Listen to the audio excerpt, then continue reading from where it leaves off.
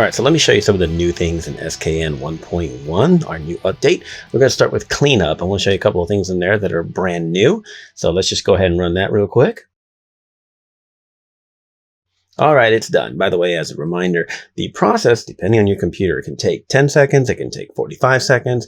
It depends on, the resolution of the image and 16-bit versus 8-bit. But once everything is done, it gives you a lot of flexibility. Just as a reminder, you can watch the videos on SKN in general on that. So first things first, let's take a look at our mask, which is the first introduction of our new buttons down here. We have a little eyeball button on the bottom. You tap that and you can see your mask. And as you can see, SKN did a phenomenal job. We might want to mask out, the hair if we don't want it later on, but that's fine. We can turn that back on. We can also hit the X button to quickly turn off the mask completely so you can see the effect everywhere. It actually has more use than you might think, depending on what you're trying to accomplish. Now, the button on the right, we have a video about that. That is to erase the mask and start with black so you can paint in where you want. Now, in this case, the mask is pretty good, so we're just going to kind of roll with it. Now, the first thing that's brand new here is the Luma compression. All right, Luma compression. Now, here's a quick secret. SKN 1.0 already did some Luma compression, but it was a set figure. And now we give you control of that. What does that mean? Well, that means that it's going to darken the bright areas and brighten the dark areas. And that's what we call compression or luminosity compression, Luma compression.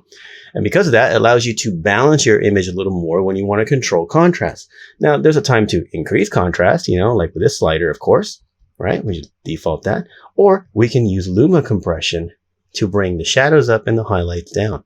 And depending on the image, that could be an absolute lifesaver for the look you're trying to get. It's also just a way to kind of, make things a little more even in case you just want that. It's not always corrective. Sometimes it's just a style preference. It's always on default at 10, but you can just turn it off completely if you want. Now, a quick tip. Sometimes increasing contrast and doing Luma compression is an interesting look. It creates sort of a cool compression look that's hard to translate on video. It doesn't look that great, but you should try it yourself. Play with Luma compression. And like I said, you can turn it off if you don't want it. You can turn it up all the way to maximum, which, like a lot of functions on SKN, it's throttled within a useful range. A ton of Luma compression is going to make everything look really, really fake, and artifacts are going to come out of shadows and all that. So it's quite a lot of compression that you can do, but you can just play with it until you get it to the way you like it. So that's super cool. We really love that function of Luma compression. So let's say we're happy with the cleanup. Let's talk about some of the new functions of tone. So let's go ahead and run tone. Okay, first things first, you'll notice at the top now we have a toning tab and a grading tab. They're completely separated. We had some feedback that the menu wasn't very clear on the tab, so we made it more obvious, more direct. Everything underneath here is all pretty much the same.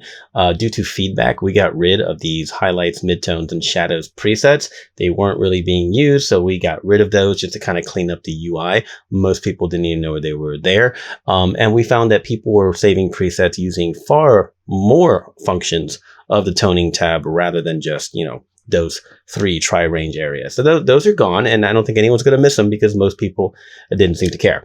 All right, highlight intensity, highlight range is all the same, but now we have linear contrast amount and mid-range shift.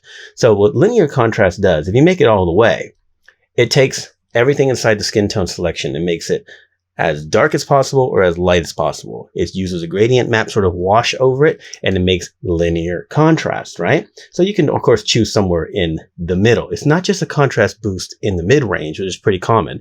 It's actually linear by applying a gradient map over it.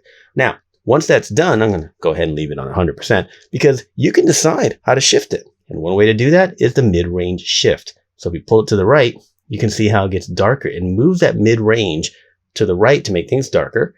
And if you move it to the left, it makes things brighter. So you still have a linear contrast function, but the way that mid-range lands, that 50% point lands, it's just a different way to play around with different looks. You can create a darkening effect, of course you can, but there's other ways to do that as well, right? So it's just kind of a good way to increase contrast. Now in the cleanup tab a minute ago, we showed you that we have Luma compression for the opposite of that. But sometimes we have a good look, we think it's okay, but we want to add a little linear contrast.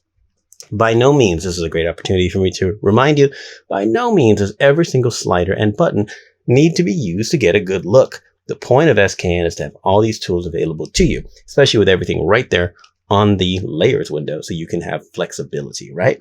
So that's the linear contrast function, which is really, really cool. It works a little bit different than the traditional contrast. And if you play with them back and forth, you'll understand why. Like all things, a really, really good mask is important. So let's look at it real quick. This has a really, really solid one. If you wanted to mask out the stitching on the jeans, you could. And of course, the hair or anything else that you want to mask out. It wouldn't be hard to do. It'd be a very, very quick mask. Next, we make some modifications to our grading.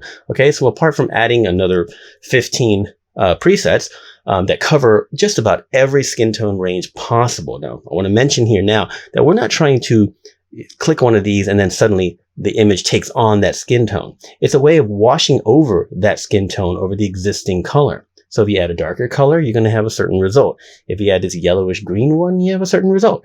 You add a lighter pink one, you get a certain result. We're not trying to create the skin of your subject to look exactly like the preset. The point is that the preset is an extra wash of color. You can wash light color over dark skin. You can wash dark color over light skin. You get all kinds of different results, and it could be really, really cool. Now, second, I'm going to go ahead and choose something pretty colorful and then turn up the opacity for this, because now we can change the saturation of your gradient map wash. Okay. So we can make it more saturated. We can make it less saturated. That is just the gradient map. So if I choose this one, it still applies the saturation level. You see that? Very, very convenient. Below that, we have the desaturation overall. Very, very useful. You've probably seen that in our previous tutorials about SKN.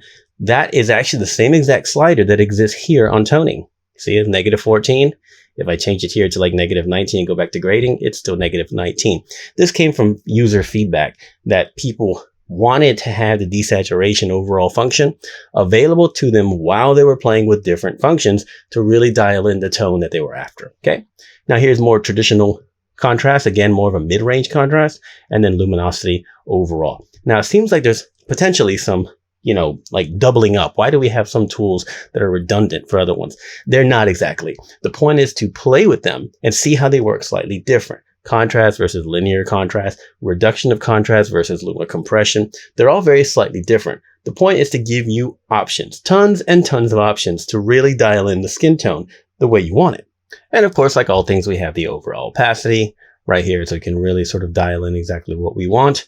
Okay, we can kind of see that there and there. Yeah, that looks okay. We can just take down that overall opacity until we want it. There we go. And I'm going to go ahead and show you a function that's from 1.0, but just in case you haven't seen it, let's say we decide we want more or less texture. So we come back here to the cleanup layers, okay, the cleanup stack, and we go back to our, our advanced functions, okay? So let's take the texture recovery mount really low and add a ton of secondary smoothing. It's too blurry, but that's the point, right? Now I go back up to the tone function. Okay, click back here and go to tone, and then click this little double sort of, circular arrow, reprocess.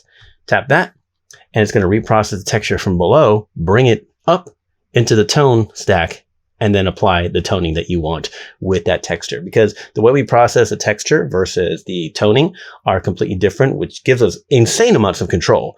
Okay, it's kind of an under the hood sort of thing. So we do a reprocess in case you just really want to change it. So there it is. It's happened. Now it matches up. So just a quick little function to show you there. Now, of course, if you have any questions, leave us a comment below or go to our website, nbpretouchtools.com. But these are the core functions of SKN 1.1, stemming from lots of feedback and just our own ideas that we thought could be really, really useful. I myself use this tool all the time. I myself use these functions all the time. I created these functions, so I really, really believe in them. This is not just, it's not just fluff to try to sell you something. I really believe in these and I use them daily in my workflow.